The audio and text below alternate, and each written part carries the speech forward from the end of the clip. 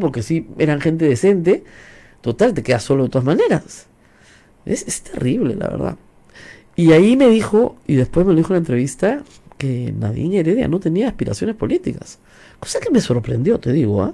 Pues yo pensé que sí las tenía, pero Por lo que menos parecía. parecía. Parecía. Ujú.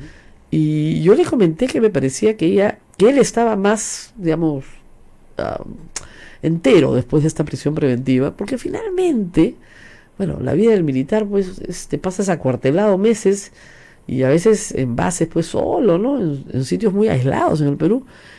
Y pero él me dijo que ella estaba bien, que ella era fuerte, ¿no? Su preocupación eran sus hijos. Pero yo lo que siempre digo a los papás en estas situaciones es, mira, si tus hijos están rodeados de amor, los niños son más resilientes de lo que uno cree. Entonces, sus hijos han estado rodeados de su familia, de su abuela, de sus amigos del colegio, de gente solidaria con ellos. Ha habido gente, aunque usted no lo crea que me escucha, gente muy solidaria con ellos.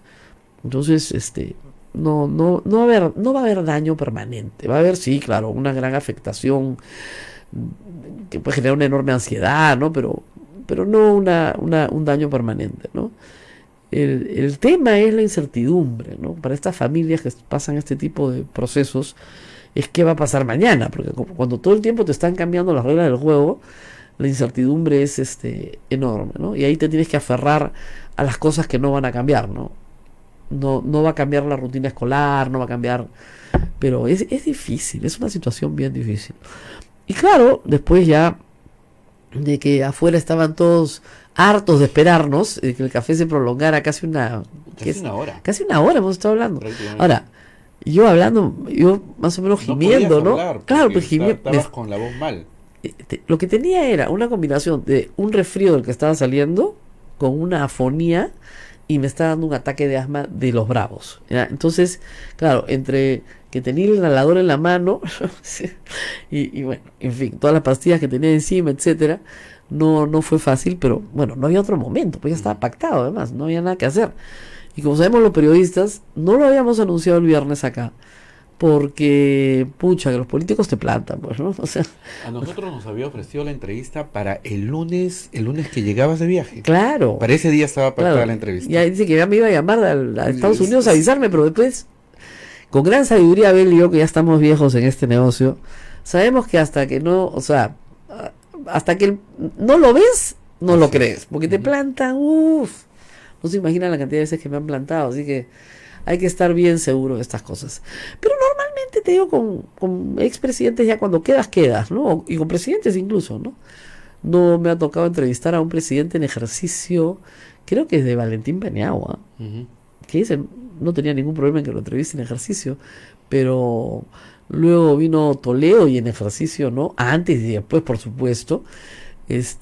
Alan García a mí me corre como la viruela, y entonces, y, y dicho sea de paso, y te quería contar una anécdota, algo curioso que ha pasado. Eh, Ricardo Ibelini, quien fuera embajador de Alan García en el Brasil, nada Ujú. menos embajador político, o sea, su amigo personal nombrado embajador, se ha puesto a insultar de la nada a Pedro Cateriano, que como sabemos tiene una posición antagónica a Alan García, ¿no? Y no entiendo muy bien por qué. Entonces, ha hecho una pregunta a Pedro Cateriano en Twitter que me ha dejado pensando, ¿por qué en la fiscalía nadie está interesado en Ricardo Ibelini? Ha sido embajador político, no diplomático, no de carrera, político, amigo personal de Alan García en el Brasil. Nada más y nada menos. Me parece una persona de interés para una investigación, ¿no? No digo que tenga responsabilidad de nada, pero sería interesante preguntarle cómo era la relación con el Brasil, no siendo él diplomático, ¿no? Y teniendo acceso a la lija diplomática de ida y vuelta todas las semanas, qué cosas puede haber conversado con, no sé, con las autoridades brasileras, ¿no? Sobre las inversiones brasileras en el Perú durante el gobierno de Alan García. Habida cuenta que, digamos, hay una banda completa, ¿no? De amigos de Alan García o de subordinados del señor Luyo y el señor Luyo incluido, que tienen varios millones de dólares en un banco de Andorra, ¿no? Que jamás movieron, además, ¿no? Entonces sería bien interesante que en vez de estar insultando a exministros, este, no sé, lo citen en la fiscalía, en la comisión Lavallato, vamos, que está costando tanto que por lo menos inviten a los amigos de Alan García, ¿no? Digo yo, al señor Atala, que le encontraron un pago interesante de oro de Chelsea, a él nadie lo menciona, ¿no? Nadie lo menciona. Digo yo, ¿no? Digamos, si se va a pelear por redes, o sea, si va a sacar la cabeza para pelear, mejor que lo llamen pues para que nos cuente la historia completa, ¿no? Pero en fin, respecto a la entrevista, Ollantaytamala repitió lo que ha dicho siempre, ¿no? Que los fondos de campaña que recibió nunca los mezcló con sus bienes personales, ¿no? Ahora, para que quede claro, porque yo he recibido muchos tweets en falso, ¿no? El señor Humala no es dueño de 5 casas. El señor Humala es dueño única y exclusivamente de la casa que le han quitado. Nada más. Pero se le presenta como sus 5 propiedades incautadas y una flota de autos prácticamente. Sí, eso se repite mucho en Panorama, en ATV, creo que hasta en El Comercio, ¿eh? O sea, no estoy muy segura, pero ellos son más rigurosos. Pero es evidente que hay una campaña contra él. Me queda clarísimo, ¿no? Y siempre la hubo, pero ya más allá de la noticia, ¿no? No estamos hablando de la noticia. Las casas son, por ejemplo, él tiene un departamento bien propio de soltero, que no es un bien ganancial. Ese no lo han incautado. La madre de Nadine viuda y sus hermanos y Nadine tienen una casa donde ellos se han mudado que es al lado de su casa, ¿no? Esa casa no la han incautado. Pero sí han incautado un terreno que es herencia también del mismo padre, ya que es propiedad indivisa, o sea, de todos los herederos, sí lo han incautado. Entonces vamos a contar un poquito la historia de las casas antes de que ustedes escuchen la entrevista para que quede claro de quién es qué, ¿no? A ver, el señor Humala se casa con la señora Heredia, muy bien. El papá de la señora Heredia se muere. Le pasa a cualquiera, pasan los años y no se muere. Entonces hereda su esposa y sus hijos. Esta familia, Heredia Alarcón, vivía en la calle Castrat. Muy bien. Al lado de la casa de donde Nadine Heredia creció de chica, ¿no es cierto? Esa casa donde está viviendo ahora, esa casa al lado, los vecinos decidieron, que eran amigos de sus padres, vender su casa. Y obviamente se la ofrecieron primero pues a sus vecinos. La pactaron en $160,000 en una casa que tenía 40 años de construida, el mismo tiempo que la casa de los papás, porque se había construido en la misma época, y la vendieron a Ollantaytamala y a su esposa. Entonces ellos se mudaron al lado de tus suegros, que no es lo más feliz en la vida, pero de repente para ellos pues era perfecto, y además ya creo que en ese momento su mamá estaba sola, entonces se mudaron al lado. ¿Cómo pagaron los $60,000 de la cuota inicial? Con la plata que habían ahorrado los años que estuvieron fuera, más los ahorros de ella. Hasta ahí yo puedo entender, ¿eh? Y tenían que pagar $100,000 al banco de crédito, y el banco de crédito dijo que efectivamente sí podían pagarlos. Examinó sus haberes y dijo sí los puede pagar porque la señora tiene trabajo y el señor también. Y esto fue el 2007. Esa es la única casa que han comprado. La señora se volvió a casar. Entonces, la casa con la que había vivido su marido se la dejó a su hijo Ilián, ¿ya? Y ella se mudó a otra casa con su marido. Esa es la casa que le han quitado. Es que pobre tipo no tiene nada que ver. Esa le han quitado. Ya. El terreno era un terreno que les dejó el padre. Compraron un terreno en Lurín con el ganancial. No sé si lo compraron después de muerto o antes de muerto, no lo sé. Pero es un ganancial, que es un terreno que es de todos, que es de los herederos del señor que murió. Muy bien. Y luego, la amiga Rocío Calderón tenía en La Victoria, en una quinta, un departamentito. No sé si es herencia, no sé si ya lo había comprado hace muchos años. El asunto es que ese se lo han embargado. No, se lo han incautado. Y además ella había comprado una casa en La Molina que la tenía alquilada, no vivía ahí, sino que era su renta. Esa se la han incautado también. Pero ninguna de esas dos es de Ollantaytamala, ni las propiedades de la familia, de la sucesión del señor Heredia, ni tampoco la propiedad de su suegra. Se puede pensar que ella es testaferro de estas casas. Claro, pero la prueba es que Rocío Calderón recibió $20,000 en una cuenta de la empresa Caizamat. Dime tú cómo con $20,000 puedes comprarte una casa en La Molina. Y la señora recibió $60.000. ¿Cómo con $60.000 se puede comprar una casa con una pareja nueva que no tiene nada que ver en el asunto? O sea, no hay ninguna cuenta a nombre de él ni nada. Eso es lo que la fiscalía no puede explicar. Hasta ahora no puede explicar. Entonces, no, es que el resto lo manejaron en negro, bestial. Pruébalo, pues. En negro quiere decir nunca pasó por el sistema bancario. Plata en efectivo que se gasta en efectivo. Entonces, pregunta, ¿por qué la señora Calderón tiene una buena casa en La Molina y los Humala no está tan buena en Higuereta, ¿no? Se hubieran quedado ellos con los de La Molina y le daban la casa de Higuereta. No sé, o sea, no hace mucho sentido. Ahora yo, ayer estuve atento porque pasaron la casa por dentro. Es una casa normal, es bonita, ¿no? Pero no, pues es un palacete. No. Ahora me contaban que había policías, comandantes de la policía, que se han tomado selfies hasta en la cama de las niñas, ¿eh? A eso se dedicaron. Se tomaban selfies. O sea, imagínate que se metan a tu casa, se toman selfies con tu closet, ¿no? Para después venderlas a la prensa. O sea, yo pensé en el saqueo de la casa de Leguía, ¿no? Tú sabes que Leguía, cuando cae, acá en el centro de Lima, su casa es saqueada dentro de una turba, ¿no? Y se roban hasta los calzones de las niñas, que los vendían en el mercado, como souvenirs de la casa de Leguía. Entonces, no sé, tuve esa misma imagen. Entonces, no es una cosa que tú estés dramatizando, que sean víctimas, no. O sea, que estos sujetos han sido víctimas de un abuso, sí lo han sido. Que sean inocentes. Esa es otra historia. Pero esa es una historia que tiene que ser contada en un proceso. Y hasta ahora no se inicia el proceso. Y yo sostengo que no se inicia el proceso porque tú, para señalar que el dinero de CaixaMat o el dinero de Odebrecht ha sido indebidamente recibido, que es ilícito, tienes que presumir su procedencia ilegal. Y Odebrecht en el 2011 era una empresa que tenía mala fama. Todos lo sabíamos, pero no era ilegal. Operaba en el Perú libremente, contrataba, vendía, compraba, contrataba con el Estado. Entonces, ¿qué hacemos? Ahora, Ollantumala sí dice cosas contradictorias. Por ejemplo, a mí en la entrevista me pareció, y ha sido más o menos su línea de discusión, ¿no? Todo el tiempo dice algo así como: yo de chiquito tenía plata. ¿Ya? Sí. Eso es absurdo, pues. Como defensa es absurdo. ¿Ya? Es absurdo. Ya, yo sé que no naciste de un huevo, ya, estamos todos de acuerdo. Pero como línea de defensa, que su esposa cuando recién se casaron tenía chamba en la Universidad de Lima, eso fue pues hace muchos años, fue en el 2000, 90 y tantos.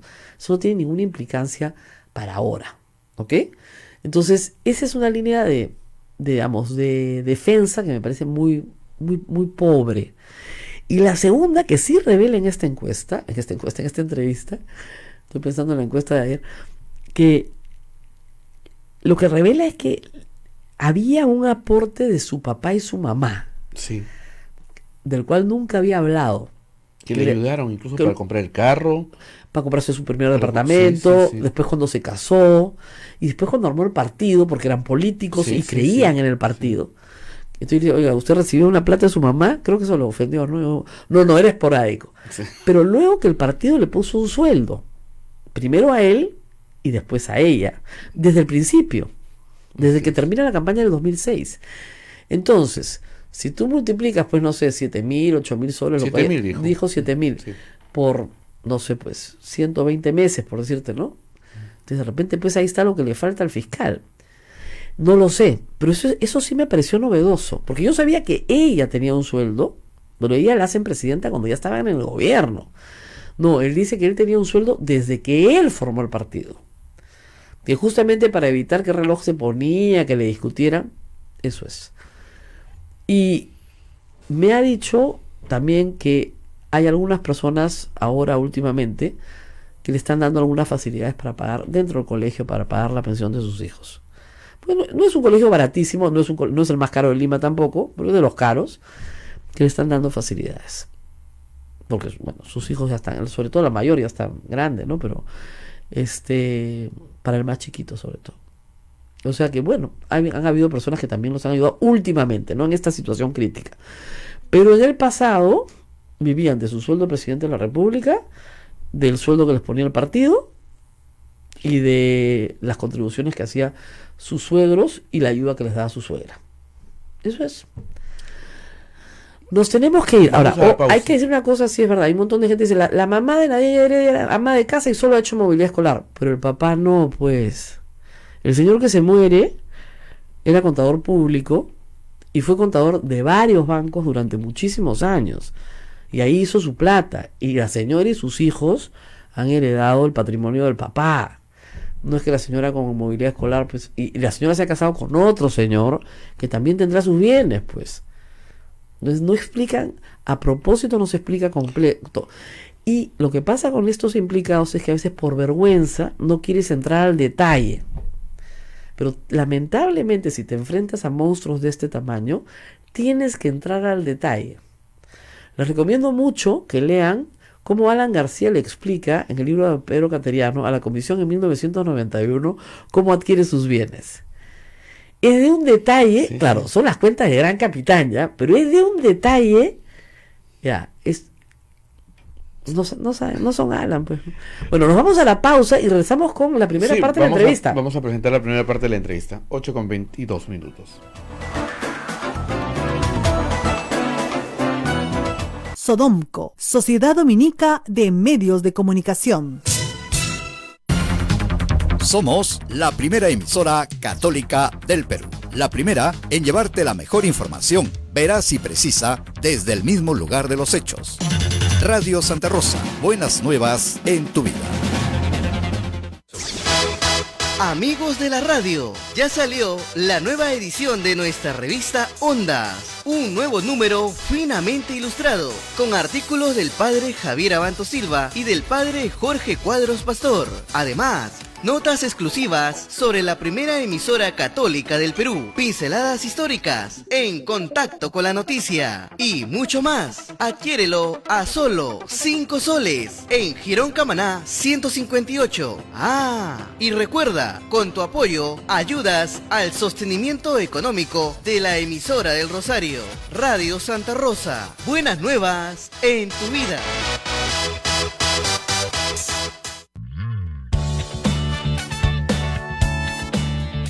Si quieres ser un fraile predicador, conócenos. Ingresa a www.jovenesovne.com o escríbenos a vocaciones@peru.op.org. Orden de Predicadores. Maestro itinerante, tú vas feliz a predicar. Amigo caminante, tu voz anuncia la verdad. Amigos de la radio, ya salió la nueva edición de nuestra revista Ondas. Un nuevo número finamente ilustrado, con artículos del padre Javier Abanto Silva y del padre Jorge Cuadros Pastor. Además, notas exclusivas sobre la primera emisora católica del Perú, pinceladas históricas, en contacto con la noticia y mucho más. Adquiérelo a solo 5 soles en Girón Camaná 158. Y recuerda, con tu apoyo ayudas al sostenimiento económico de la emisora del Rosario, Radio Santa Rosa. Buenas nuevas en tu vida.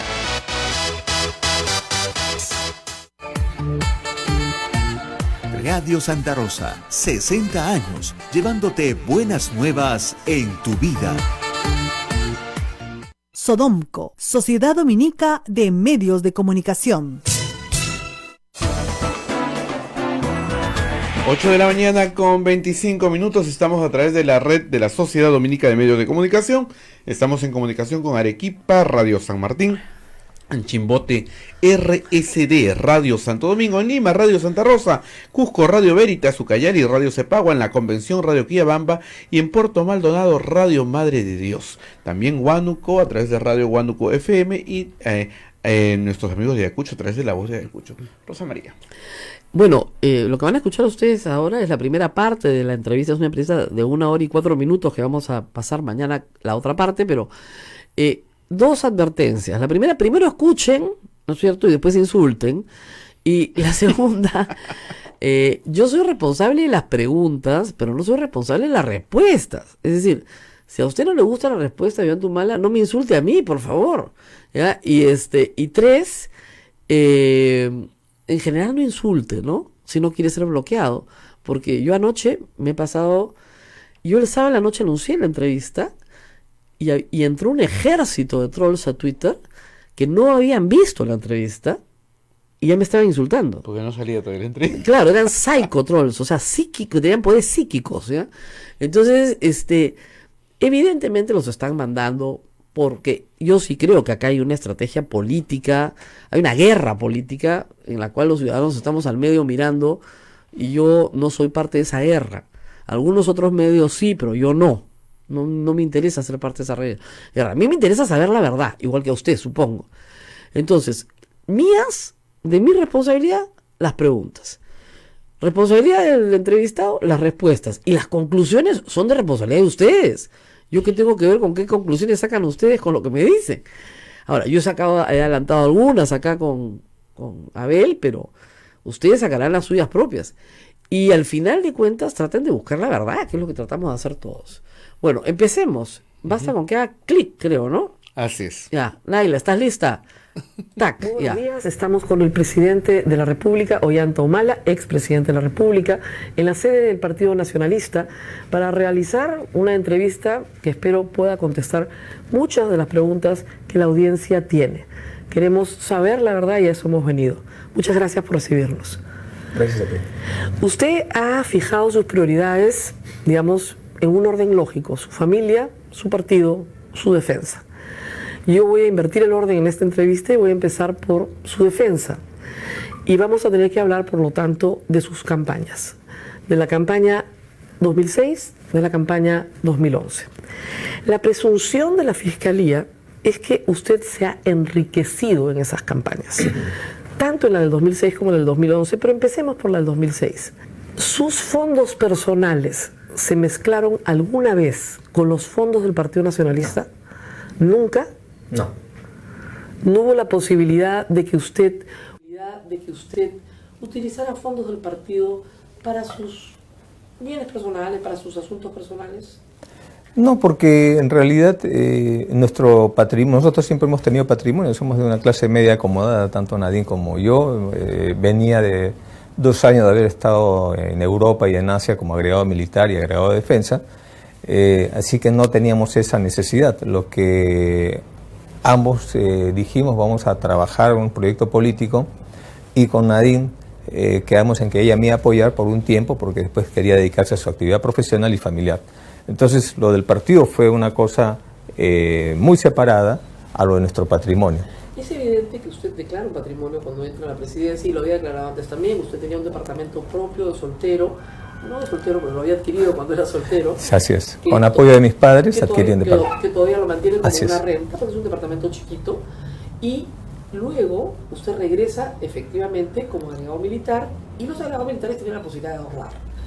Con esos ahorros y lo que tenía, ya entonces con 2 hijas, compran en el 2004 una casa. El 2007. ¿No es el 2004 que empiezan a comprar la casa? El 2006-2007 compramos la casa. Ok. Con un crédito hipotecario. Exactamente. Pagan una parte de cuota inicial, como es natural, Así es. con sus ahorros y el crédito hipotecario. Sí, la casa costó $160.000 y el crédito hipotecario fue de $100.000. Usted pagó 60 y había que pagar 100. Así es. Tenían 15 años para pagar. Así Muy es. bien. Ya en ese entonces estaban ustedes imbuidos en el proyecto político. Usted solo tenía su pensión, que entiendo ni tocó muchas veces, y su esposa hacía consultorías, y con Así eso es. se mantenía. Lo que presume la Fiscalía es que estas consultorías fueron de favor. Es decir, en realidad no hizo los trabajos, sino personas amigas de ustedes, que les tenían cariño, etcétera, les daban una remuneración mensual para que ella pudiera vivir a cambio de un recibo de honorarios y un pequeño informe. ¿Eso es verdad? A ver. ¿Fueron contratos de favor? No. Es más, Nadine ya trabajaba antes de que fuéramos a Europa, antes de que nos casáramos. Nadine trabajaba con un catedrático de la Universidad de Lima, tiene publicaciones con su nombre que demuestran que no es un favor, sino es su trabajo, y en ese momento ganaba más plata que yo como consultora y tenía el sueldo de militar. En cambio ella ganaba como una consultora de la Universidad de Lima, formaba parte de un equipo de consultorías de la Universidad de Lima. Después de eso, cuando llegamos al Perú, Nadine tiene trabajos y yo, aparte de mi pensión, a raíz de las críticas que comienzan ya a hacerme de cómo vivo, de qué reloj uso, etcétera, decidimos por consejo de los asesores en el partido asignar una remuneración al presidente del Partido Nacionalista. O sea, tenía una remuneración como presidente del partido, entonces, aparte de mi pensión de militar. Ok, entonces usted recibía una remuneración del partido. Así es, como presidente del partido. ¿Y eso más o menos cuánto era? Para tener una en esa época creo que era 7.000 soles. Perfecto. Mensuales. Entonces, con lo que usted ganaba de la pensión, más su remuneración de presidente del partido, más los ahorros. Y los ahorros, bueno, evidentemente los ahorros sí se pueden explicar. Evidentemente, muchos creen que esos contratos, sobre todo los que son con Venezuela, son contratos que en realidad no son contratos. Los contratos con el señor Paredes, por ejemplo, que después fue ministro, que tampoco fueron contratos. No tiene nada de malo, le digo, es darle empleo a una persona, amiga. Y si no es muy, digamos, competente o no produce mucho y hay que pagarle todos los meses, tampoco es delito. ¿No pasó eso? No, eso lo conocemos nosotros porque muchas veces en el ejército decimos no mezclar el trabajo con la amistad. Pero en el caso de nosotros, de todos los contratos que ha tenido Nadine como asesora, solo hay 2 que han sido cuestionados. Y el de Venezuela no hay ningún cuestionamiento ahí, hay sospechas. Bueno, todos estos son sospechas. Pero en el de Venezuela estamos hablando de una empresa que inclusive tenía un contrato con el Grupo Comercio, sacaba un diario en el Comercio. Ella nunca publicó una nota en ese diario. Es que ella no era periodista, ella ha estudiado Ciencias de la Comunicación para el Desarrollo. Sus consultorías nunca fueron para presentar artículos. La única oportunidad, me parece, que ella presentaba artículos dio para La República, cuando ella tenía una columna y la tuvo durante un año, me parece, como columnista de La República. La República puede pagar un poquito. Sí, usted ya me ha hecho, ya me lo ha dicho. No alcanza. Entonces, lo que incluido para ustedes, saber es que efectivamente le alcanzara, porque si usted tiene un crédito de 15 años y usted no tiene mucha plata, es clase media, por supuesto, acomodada, ¿no? ¿Por qué lo prepaga? Porque nosotros teníamos esa posibilidad de prepagar, aparte, como le digo, teníamos en ese momento el apoyo también de mis padres. Acuérdese que de los 7 hermanos de padre y madre, 5 viajaron a Europa y en el caso de los 2 que nos quedamos, mis padres nos apoyaron económicamente. Mi padre y mi madre son políticos, tienen la sangre en la política en las venas y ellos veían que estaba muy bien y querían alentarnos en esto. Entonces, ¿usted también recibía un ingreso mensual de su papá? No, eran apoyos esporádicos, pero más allá de ese tema, que es lo anecdótico, lo que yo quiero decir, el global era, nuestro patrimonio era mi pensión, mi sueldo de militar, mis ahorros, los ahorros de Nadine que ella había generado antes de viajar a Europa conmigo, mi sueldo de militar, que mientras yo estaba ganando una remuneración por servicio en el exterior, mi sueldo quedaba en Lima, ¿no? Entonces todo eso nos permitió a nosotros acceder a un crédito hipotecario con las garantías del caso. Evidentemente tenían las garantías, y teníamos para pagar por un tema de que cuando uno tiene disponibilidad prefiere acortar las cuotas por el tema de los intereses. Lo mismo hice con mi departamento en Miraflores, el mini departamento que también lo compré con el apoyo de mis padres. Lo prepagué en los años 99, 2000, cuando teníamos cierta holgura. El tema es el siguiente, la acusación es que usted mezcla los fondos del partido y hay una prueba de que eso es cierto. En el año 2005, la empresa CaixaMark remite una donación, pero como el partido no tiene cuentas, la remite a la cuenta de su suegra y de Rocío Calderón. Por eso ellas están implicadas y luego la remiten a la cuenta de Nadine, lo cual prueba que sí mezclaban dinero del partido con sus cuentas personales. A ver, le explico. En ese momento, la donación es totalmente legal. El señor Macaren, dueño de esta empresa, lo conozco en mi primer viaje a Caracas por un evento organizado por el Partido Patria para Todos. Y conversamos y lo comprometo a que apoye la formación de un partido. O sea, todavía no era partido, era una formación. Por lo tanto, no teníamos personalidad jurídica. ¿Qué pasaba? Que cuando él nos envía creo que fueron algo de $80.000, dólares más, dólares menos, no tenía cuentas el partido. Y como Nadine y yo parábamos viajando, y en ese momento había que hacer una adquisición de alquileres o compra de computador, estábamos en la tarea de recolección de firmas, contratación de personal para que recoja firmas, necesitábamos que ese dinero fuera a cuentas, y las dos cuentas que encontramos fue la de su madre, mi suegra, y la de su amiga, de tal manera que pudiéramos retirar ese dinero para las actividades del partido, no para usufructo nuestro. ¿Usted entiende que por esa razón su Claro. amiga y su suegra están hoy día sin Y me casa? parece abusivo, me parece una medida abusiva, excesiva, que por esa razón que hemos demostrado, porque el señor, nosotros hemos pedido que el señor declare, el señor ha declarado en prensa y lo ha dicho, no, está vivo. Está vivo y ha dicho bien claro, yo he apoyado un proyecto y me siento satisfecho. Pero el asunto es que muchos piensan que usted se tiraba el vuelto de la campaña, por ponerlo de cierta forma, de una forma más vulgar. Usted y su mujer se tiraban el vuelto de la campaña y con eso hacían una pequeña fortunita para poder vivir. Que por último tampoco sería delito, pero no lo hicimos. Hasta en eso hemos sido pulcros. Teníamos nuestra plata y hemos utilizado nuestra plata. No hemos mezclado las cosas. La campaña del 2006 fue sancionada, no solo su partido, todos los partidos por la ONU, porque yo he leído las actas. Es imposible justificar lo que se gastó versus lo que ustedes declararon. Es decir, alcanzaba con las justas para pagar la publicidad en televisión, lo que ustedes declararon. Y no se consideraban los gastos pues, de transporte, mítines, asesoría, consulta, etc. Entonces, obviamente, fueron sancionados por la OMPE con la pérdida del financiamiento público, que obviamente como el Estado no lo daba, no perdieron nada. Pero fueron sancionados porque la información estaba mal dada. A ver, para aclarar esto. Recién este año o el año pasado el Estado ha aplicado la ley de partidos políticos en el cual financia. Y que, dicho sea de paso, habría que reflexionar si no es discriminatoria esta ley porque solo financia a los partidos que tienen representación congresal, pero el resto de partidos que no tienen hoy día no reciben ni un medio del Estado y me parece eso discriminativo. En segundo lugar, ¿no? Lo que demostraría lo que usted dice es que el gasto fue mayor de lo que nosotros hemos declarado. Probablemente si ha sido así, como se ha explicado a la OMPE, es porque los mismos congresistas también ponían su plata y cada uno hacía su campaña y al final todo eso también lo sumaban. Por eso también han multado al partido por propagandas indebidas de congresistas que hemos tenido que apelar. Pero más allá de todo eso, la ley de partidos políticos establece que esas son faltas administrativas, más no delitos. Yo lo he dicho 100 veces, pero mire, este es un tema moral. Lo que queremos saber es la verdad. Todos. Usted dice, nunca llevamos plata del partido en nuestro bolsillo, Así salvo es. el sueldo que me pusieron y salvo cuando no había partido, que sí recibimos donaciones de puertas particulares, pero que revirtieron al partido.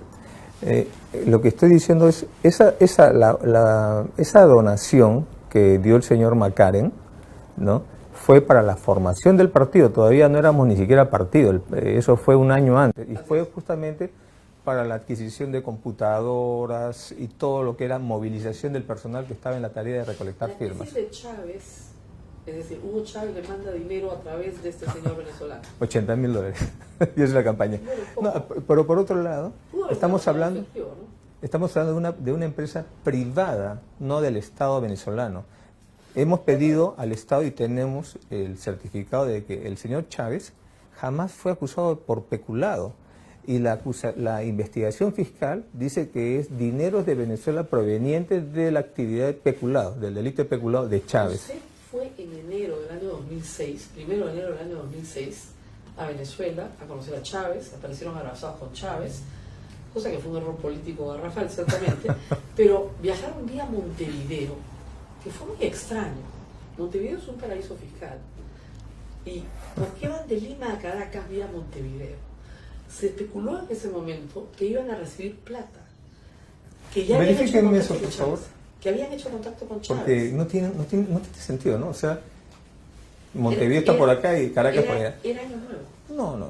No había nada de eso. Nosotros lo que hicimos fue en la campaña, teníamos una Secretaría de Relaciones Internacionales que fue, sí, y que le dio una fortaleza tal que en gran medida se convirtió en una herramienta para promoción de la campaña porque nos permitió como candidatos conocer a expresidentes como Kirchner, Lula, Chávez, Ortega, todo el bloque de gobiernos de izquierda progresistas que es nuestra afinidad ideológica, ¿no? Entonces, si yo he ido a Montevideo, debe haber sido para entrevistarme con un presidente.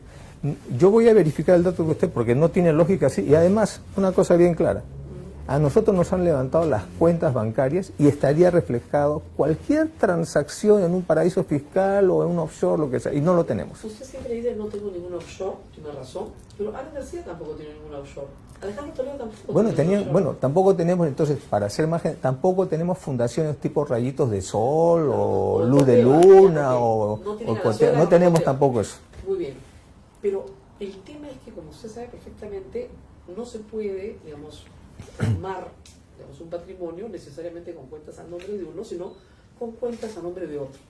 Pero en su caso sería raro porque usted es muy desconfiado, ¿no? Muchas gracias. A Vladimiro Montesinos lo agarraron como no confiaba No en me nadie. compare con Montesinos. No, lo agarraron por eso, porque no confiaba en nadie, pero tendría que tener, por Montesinos ejemplo, confiaba en Pinchi Pinchi. claro, ¿No? Y en Guamán y una serie de personas que le tenían todos sus pero Vladivideos. las cuentas en Suiza las tenía a su nombre, no a nombre de nadie. Yo no tengo cuentas. Su hermana vive en Suiza, hay toda una investigación sobre ella también. Ella maneja dinero de ustedes, ella ha manejado cuentas de ustedes, o dinero de ustedes, o vueltos de ustedes, o lo que ustedes dejaron cuando pasaron por París en la época en la que fue agregado militar. Hay un refrán que dice, si quieres conocer el árbol genealógico de tu familia, métete en política, ¿no? Ahí te van a decir quién es tu madre, tu padre y tus hermanos. Bueno, el caso de mi hermana se fue a los 16 años a Suiza. Mis padres le enviaron a estudiar allá, tenían unos amigos que asumieron la tutoría de ella. Ella ha hecho su carrera, se casó allá. Ella está establecida y viene acá al Perú muy de vez en cuando. Entonces, yo no tengo ninguna relación financiera con ella. Ella tiene su propio patrimonio. ¿Nunca le han prestado plata? No. ¿Usted a ella ni a usted? No, hemos ido varias veces con mis hijos en plan familiar, etcétera. Me alojó en su casa. Con ella hemos recorrido parte de Europa cuando nos casamos. Absolutamente ninguna relación económica con ella. ¿Quién pudo habernos mantenido en lo que la gente dice del 2005 hasta 2011? Gutiérrez, Salomón Lerner, gente que tenía plata y que estuvo muy cercano a ustedes. Mire, ¿mantenían al partido o mantenían a ustedes? No, insisto, yo como militar no he ganado mucho, pero provengo de clase media acomodada y siempre he tenido, y le agradezco públicamente a mi familia, a mis padres, porque siempre nos han apoyado, sobre todo a los dos militares, más que a los que estuvieron en Europa. Entonces, y cuando nos hemos casado, Nadine ya trabajaba y ganaba más plata que yo en esa época porque hacía consultorías en la Universidad de Lima, y yo aportaba mi sueldo, y mi suegro, ¿no?, nos dio una parte de su casa para poder vivir. Entonces, siempre nos hemos mantenido nosotros. Cuando se ha construido el partido, ¿no?, evidentemente la ideología nacionalista tiene mucha potencia y en 6 años, mejor dicho, el primer año ya nos catapultó a una situación de expectativa nacional presidenciable y de gobierno, ¿no? Eso atrajo a mucha gente, ¿no?, como estas personas que usted ha mencionado, y que evidentemente tenían pues un patrimonio bastante grande, ¿no?, y fuerte. Y ellos también han aportado. ¿Ellos han aportado? ¿Ellos han aportado? ¿Ustedes? No, nosotros. Ellos no le ponían los carros? No, bueno, a Gutiérrez yo le compré un automóvil, porque cuando yo vengo de Europa, yo utilizo el carro de mi suegro. Un carrito bonito para su época, pero era viejo ya, ¿no? Porque no tenía la necesidad de comprarme un carro. Es más, yo venía un poco como un poco de anécdota. En Europa los servicios públicos funcionan tan bien que a veces es mejor desplazarse en metro que en un carro. Entonces no tenía la necesidad de un carro, y el carro que me dio el papá de Nadine, con ese me he movilizado durante casi un año, ¿no? Pero cuando ya la situación del partido crece exponencialmente, ¿no?, entonces adquiero un carro de este señor, que después viene ya conoce usted toda su historia, y prefiero no detenerme en este tipo de personas, pero lo importante es aclarar, y le agradezco porque me está ayudando a aclarar, con transparencia mi patrimonio, que no tiene nada que ver con el patrimonio del partido, pero como le digo, ¿no? Todo esto son sospechas sin ninguna prueba. Lo que usted ha señalado de este tema de Uruguay, eso lo vamos a averiguar, pero lo rechazo de plano. El tema de los 3 millones de dólares. Porque si hubiera habido eso, debiera haber una huella financiera y yo la desafío a que la busque. No, yo no soy porque no hay, financiero. porque no me meto en esas cosas. De repente usted no se mete. Nadie tampoco, para adelantarme a su pregunta. Ok, porque en lo de los 3 millones de Odebrecht, ellos dicen que le entregaron a Nadine, dicen que le entregaron un departamento en Miraflores, dicen que le entregaron en Armadas. O sea, hay un montón de detalles sobre esto y todos creemos, le digo con sinceridad, que todos recibieron. Que estos brasileños no tienen por qué mentir. Son los corruptos, ciertamente, pero se están jugando la vida, su libertad también, y no tendrían por qué mentir, y mentir en concierto, ¿no? Son 3 o 4 que dicen exactamente lo mismo, desde la cabeza hasta los pies. Y no es delito recibir dinero en campaña, pero sí está mal que no se diga la verdad. Entonces dígame la verdad. Bueno, la verdad se la digo, como le he reiterado siempre, nosotros no hemos recibido esos 3 millones, ni directa ni indirectamente a través de mi mujer, ninguna de las dos. Lo que yo creo es que acá, efectivamente, una empresa tan grande como Odebrecht, ¿no? Y que ha durado desde el primer gobierno de Fujimori, ¿no? a la actualidad. Desde el 79 está en el proyecto. Gracias, del 79. Entonces, yo me imagino que dentro de un modelo de economía abierta y de mercado, donde muchas veces el jefe de Estado se convierte en promotor de inversiones, ¿no? Unos más, otros menos. Usted menos, ¿no? Yo menos, yo he promovido inversiones, pero no me he subordinado a los empresarios, que es distinto. Vamos a hablar de eso en la segunda parte. Okay. Pero lo que quiero es... niega y que estas personas que son un delirio colectivo. Lo que quiero decir, primero, es que yo entiendo que este es, por lo que veo, asumo, y por lo que mismo el señor Odebrecht dice, esta es una práctica que hacían las empresas en general. Así es. ¿No? Entonces, yo asumo que probablemente a muchos les ha dado. El problema acá es que todos los beneficios que ha ganado Odebrecht a la actualidad es la no incriminación del señor Barata a través de un acuerdo que no sé si usted lo conoce, pero yo no lo conozco. Bueno, nadie lo conoce en detalle, pero puede acceder a sus bienes, puede recoger sus 11 millones de dólares, sí, es verdad. Claro, todo eso lo ha conseguido gracias a lo que él ha dicho sobre nosotros sin mostrar pruebas. Es con el caso que él ha conseguido, entonces con nuestro caso. En teoría... Un testimonio es una prueba, porque además es un testimonio corroborado. A ver, sí es prueba. O sea, a ver. En un juicio oral, si estas personas ratifican lo que han dicho, están diciendo una tras otra algo que sí se puede probar, porque en primer lugar, la campaña del 2011 fue carísima, fue más cara que la del 2006, fue carísima. Y de nuevo, el mismo problema, si usted ve las cifras reportadas a la OMPE, lo que ustedes declaran con las justas alcanza para pagar la publicidad de televisión, o sea, hubo más plata. Primer problema. Y el segundo problema es que no se declara en muchísimos casos quiénes son los verdaderos aportantes. A ver. Y eso es verdad, todos lo sabemos, no mintamos, no se sabe quiénes son los verdaderos aportantes. A ver. O sea, 10 empresarios amigos de Salomón Lerner le daban la plata a él y él la ponía y no le decía a usted quién era, porque no querían aparecer, ¿o no? Dígame. ¿Puedo responder? Sí. Ok, mire, acá estamos hablando de dos cosas, ¿no? Los casos del comportamiento corrupto de esta empresa, donde han coimeado para conseguir el proyecto Línea 1 del metro, IRSA, planta de Huachipa, etcétera, y que muchos de esos proyectos, como usted lo ha señalado en sus programas anteriores, están ya señalados en el acuerdo que tienen con Estados Unidos, y que cronológicamente se puede determinar en qué gobierno se hicieron estas fechorías. Así es. Ya. En mi gobierno no ha habido eso. Vamos a ir Ok, pero déjeme terminar entonces la respuesta.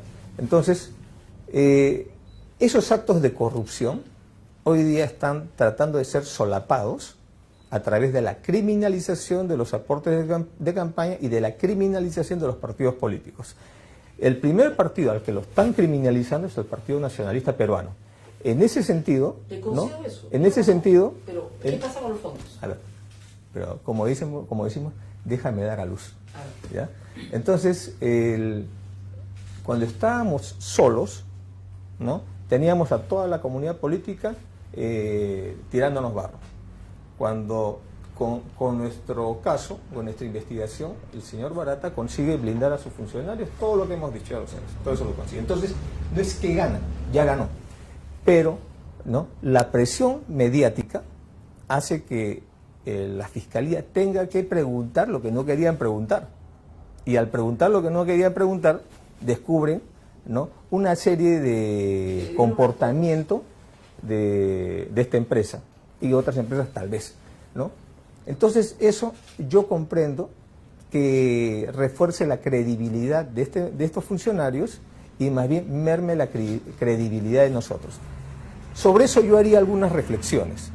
Primero que el señor Barata como el señor Odebrecht han señalado, ¿no?, dentro de que ellos supuestamente han aportado a todos, de que con nosotros no consiguieron ningún favor.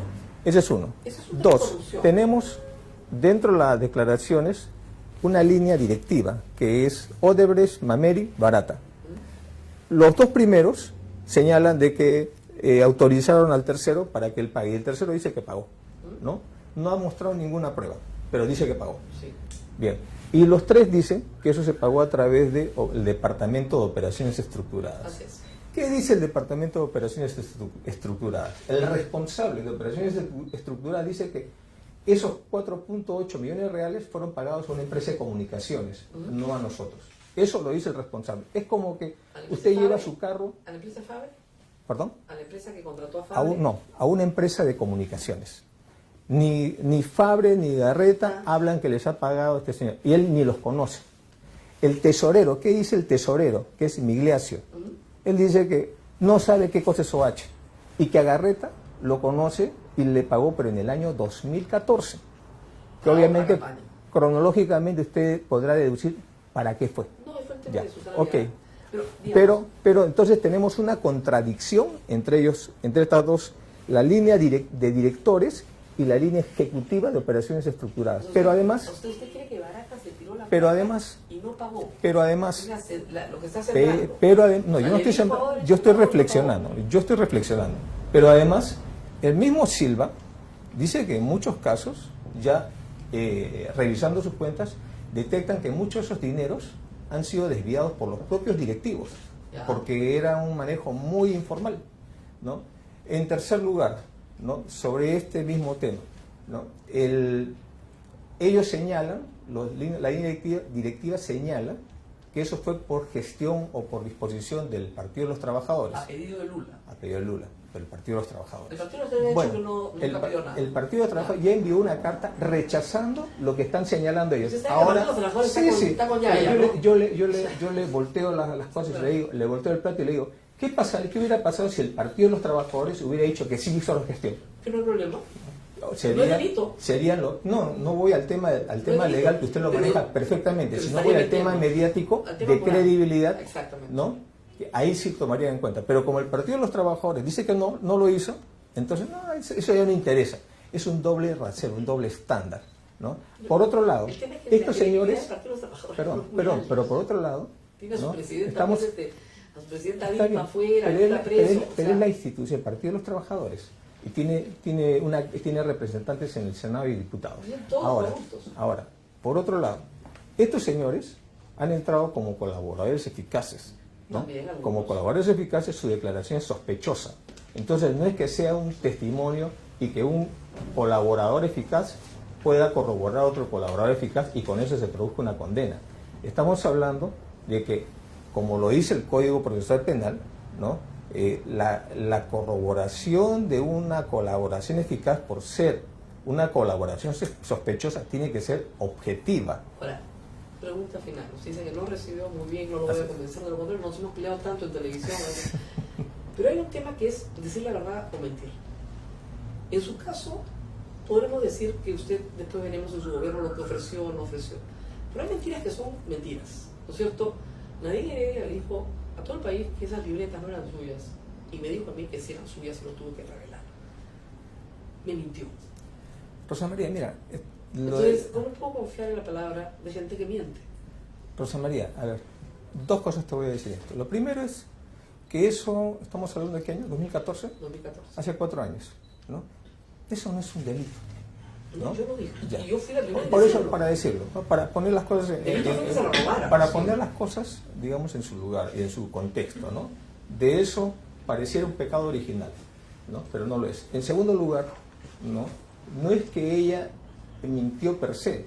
Lo que yo le he explicado a usted es que una media verdad al final no es una verdad, es una mentira. Así es. Entonces, cuando se roban, y me da vergüenza reconocer, se robaron de mi casa personas que estaban cuidando a mis hijos, cuando yo estaba de presidente de la República y mi esposa ayudándome a mí, ¿no? Se roban de mi casa, van 9 meses por diversos sitios, lo tiene gente inescrupulosa, los partidos políticos en el Congreso lo habían visto, y entregan estos documentos que uno tiene que ver qué cosa hay, porque evidentemente decir esto puede ser una media verdad porque uno no sabe si estaban adulterados o no, y ahora, a la luz de haber reconocido esos documentos, vemos que les han arrancado hojas, porque no había numeración, eso lo ha hecho la Fiscalía. Entonces, es lo mismo que la edición de un audio. Cuando usted le edita un audio, entonces ese audio ya no es una prueba real, y decir, ese es el audio mío, pues hay que saber decirlo porque es una media verdad, porque está construyendo sobre una edición de libretas y agendas donde hay de todo, desde una torta de cumpleaños hasta un pensamiento. Ella sí sabía, yo me la salí completa, ella sí sabía. Ella ha reconocido cuando ha visto el contenido, por eso he tenido que ser más clara. Reconozco la propiedad, pero el contenido no lo puedo reconocer porque está adulterado. Entonces, eso me arruinó su credibilidad. Sí, yo no digo que no, y además Un error grave. Son errores desde el momento de haber confiado en gente, y usted siempre me ataca de que soy desconfiado. Mire, hasta en mi casa tuve un topo que se robó y otras cosas más. Tomó fotos a mi hijo, ya tomó fotos dentro de mi casa. Y la impotencia es cuando le digo a los abogados, quiero demandar a esa persona por violación a la intimidad familiar. Me dicen, no va a ganar porque el Poder Judicial está en contra de usted. ¿Cómo me van a decir eso? Porque ya prescribió, además. Lamentablemente la pena es muy corta. Sí, Pero tenemos ¿para que qué hacer vean una eso? pausa y ahora vamos a hablar de su gobierno. Ok. Porque también tenemos que saber si se enriqueció o no. Volvemos. Sodomco, Sociedad Dominica de Medios de Comunicación.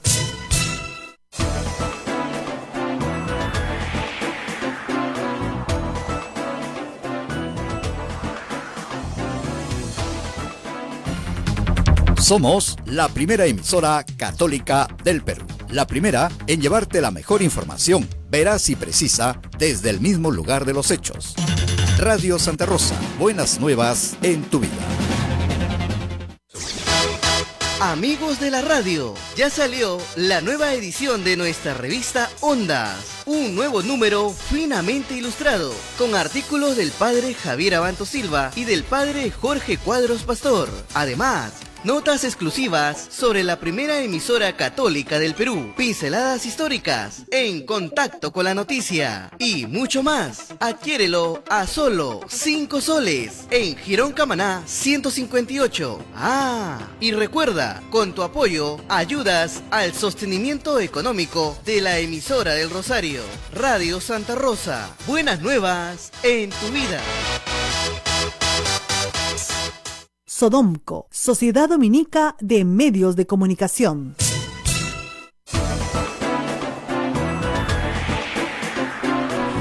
Ocho de la mañana con 59 minutos, la primera parte de la entrevista. A ver, Rosa María. Sí, por favor, a todos los que no la han escuchado completa, que me dicen, ¿por qué no le pregunte a su gobierno? Eso viene en la segunda parte de la entrevista. Hay gente muy ansiosita, ¿no? Entonces, está completa, ya está colgada en YouTube, para los ansiosos ya está. Pero para nuestra audiencia en todo el Perú, nosotros vamos a pasar la segunda parte mañana. La segunda parte hablamos de su gobierno y su partido, digamos, y luego hablamos finalmente de su estado actual, de su juicio, de su situación familiar, que lo dejemos para el final, porque yo también creo, como muchos, que hay que apuntar al tema de fondo, es decir, ¿estas personas han cometido un delito o no han cometido un delito? Si han cometido un delito, tienen que ser juzgados y condenados. Y si no han cometido un delito, igual tienen que ser juzgados y serán absueltos. Pero el tema aquí es que hasta lo que hemos visto y lo que establece nuestro Código Penal, es que si son solo fondos de campaña, no hay nada de lo cual se les pueda acusar todavía. Ayer me decía una persona, Pero si son fondos ilícitos, por ejemplo, si Pero recibió tienes- de Venezuela y lo de Venezuela ese dinero fue sucio. No. Por dos razones. La primera, porque tú tendrías que haber juzgado por peculado a Chávez, ¿no es cierto? Y esta es una empresa formal. Se llama Inversiones Caizamac, tiene dueño. El dueño ya fue interrogado, dijo que sí, les mandó para que formaran su partido y que está satisfecho. Y el señor no tiene ninguna imputación delictiva. En el caso de Odebrecht, que es el más cierto que tiene imputación delictiva, lo que tienes que tú es saber o presumir que es delictivo en el año 2011, cuando Odebrecht operaba en el Perú. Contrataba en el Perú, había contratado 5 años en el gobierno de Alan García. Era una empresa lícita, que tenía sus fondos lícitos. No podías presumirlo. O sea, lo que le va a costar mucho al fiscal, y por eso todavía no los acusa, es poder probar la presunción de que los imputados conocían el origen ilícito. Eso no puede probarlo, pues. Por eso es que no los acusa hasta ahora. Vamos, 3 años de investigación. Justificaban que no se les acusaba porque se iba poniendo nuevos interrogados y que se iba No, ampliando. perdón, escúchenme. En el derecho penal, las investigaciones no son para siempre, ¿no es cierto? Ni los juicios son para siempre. Te investigan, termina la investigación que tiene un plazo. Parece que a este fiscal le han ampliado todos los plazos y sigue y sigue y sigue, ¿no es cierto? Esto sin considerar, por cierto, a los otros, ¿ah? Yo ni siquiera estoy hablando de Keiko y Alan, no, solamente de estos, hablando solo de estos. El asunto es que estos tienen 3 años investigados. Y el otro problema es que mucha gente confunde la figura de enriquecimiento ilícito con lavado de activos. Como el fiscal se ha ido al lavado de activos, que es la que tiene más pena, ¿no es cierto? No la va a conseguir. Ya César Azabache lo ha hecho, por lavado no van.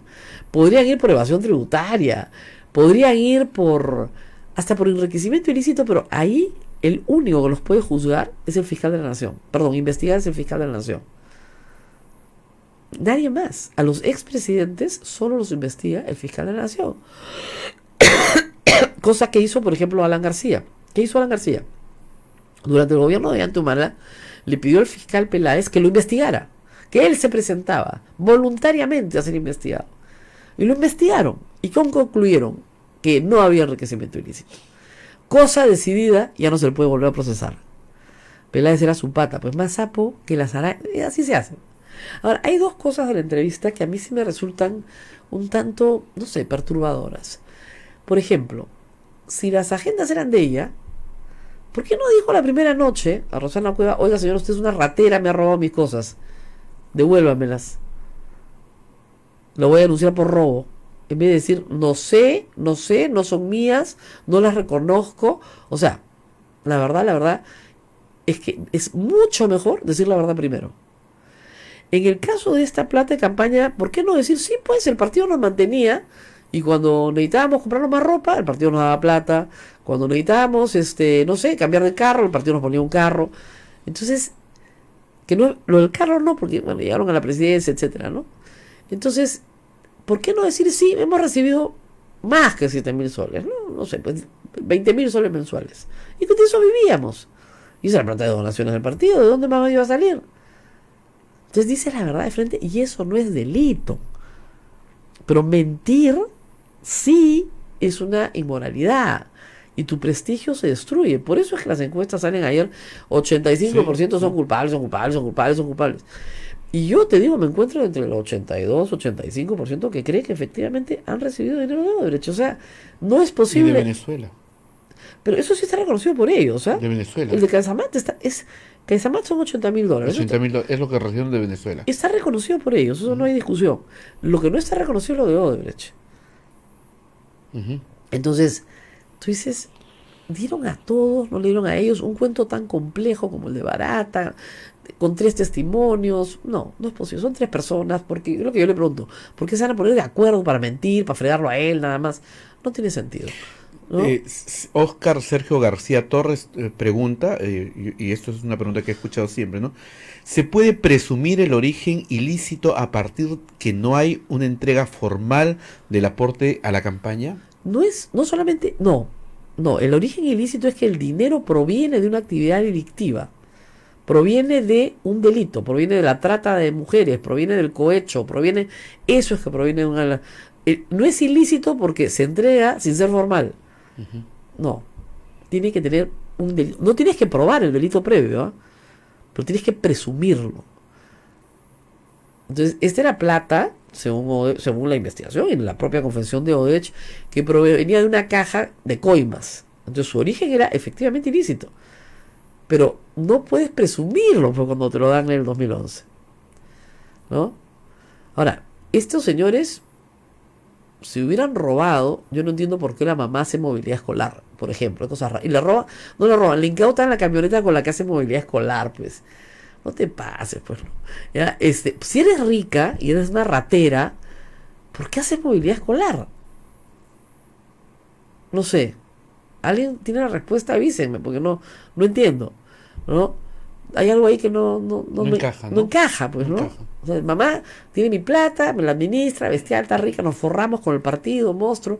¿Por qué mi mamá hace movilidad escolar? Que es un trabajo bien heroico, ¿ah? O sea, discúlpenme. Sí, levantarse temprano, recorrer, manejar, devolver a los niños, o sea, es un trabajo bien heroico, porque hace años que me parece que la ha hecho siempre, desde que sus hermanos eran chicos. Entonces, ese es su extra, ¿no? ¿Por qué hace movilidad escolar si la señora es multimillonaria, riquísima, está muerta en plata? No entiendo. De verdad, y la hace ella maneja la camioneta. Entonces, de verdad no llego a comprender esa parte de nos hicimos ricos en el poder. Y el otro tema central son las coimas durante el gobierno. Es decir, si les pagaron era para recibir algo, ¿no es cierto? Ya, bueno, ¿qué recibieron? El gasoducto sur. Y de eso hablamos en la segunda parte de la entrevista, así que no se la pierdan mañana. Así es. ¿Ya? Pero es el único caso con Odebrecht. Recibieron coimas de otras empresas. Lo cierto es que el fiscal Hamilton Castro, que es el que tiene que investigar corrupción, no ha ido a Brasil a preguntarle nada a Barata, que dijo que ellos habían ganado con coima 8 contratos. Eso adelantó. Y no ha dicho cuáles. 2 están en la declaración ante los Estados Unidos, pero dichos en términos generales, ¿no? Que es básicamente, se entiende, la Interoceánica Sur y el Metro 1 de Lima. Y sobre esos sujetos ya hay, digamos, tanto como por Alejandro Toledo como del grupo del MTC, están presos. Pero tenía que dar los detalles, Barata. Y Barata, sí hay que decirlo, ha confesado, pero ha confesado lo que le han preguntado. Y ha confesado lo que le ha convenido, porque es evidente que con García tenía una mayor simpatía y afinidad que con Humala. Y él mismo se lo dice a Odebrecht, y no le podemos dar 3 millones, están locos. Entonces, de coimas del gobierno de Humala no hay nada. Pero de coimas del gobierno de Toledo y García sí hay. ¿Por qué no quieren preguntar por eso? ¿Ah? Los 8 contratos son entre el gobierno de Toledo y el gobierno de Humala. Más el tema de los gobiernos regionales, que también hay que preguntar. Porque hay 3 gobiernos regionales en el caso de Odebrecht, pero digamos, presidentes regionales presos y procesados hemos tenido por montones, ¿no es cierto? Entonces, yo creo que mañana se van a despejar varias dudas. Acompáñenos mañana para seguir escuchando esta entrevista y saque cada uno sus conclusiones, ¿eh? Como digo, yo soy responsable solamente de la pregunta, ¿no? No de las respuestas. Así es. Entonces mañana vamos a continuar con la segunda parte de esta entrevista y también algunos detalles que estuvieron presentes durante la entrevista, ¿no? Ollanta muy maltratado, muy avejentado, ¿verdad? ¿Te pareció, no? Sí. Me pareció más flaco. Sí. ¿No? Como que estaba más flaco. Me pareció, pero digamos, yo estaba hinchada y repleta de medicinas para el resfriado, ¿ya? Así que no podía ver bien, ¿no? Muy bien. Vamos a despedirnos, pero mañana regresamos con mucho más. Así es.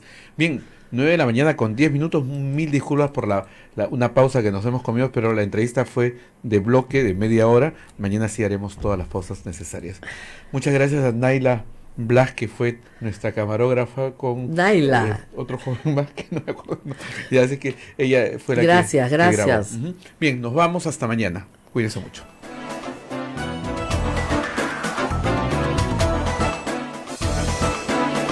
Hasta aquí, A Pensar Más con Rosa María Palacios. Este programa fue producido por La Sociedad Dominica de Medios de Comunicación, Sodomco.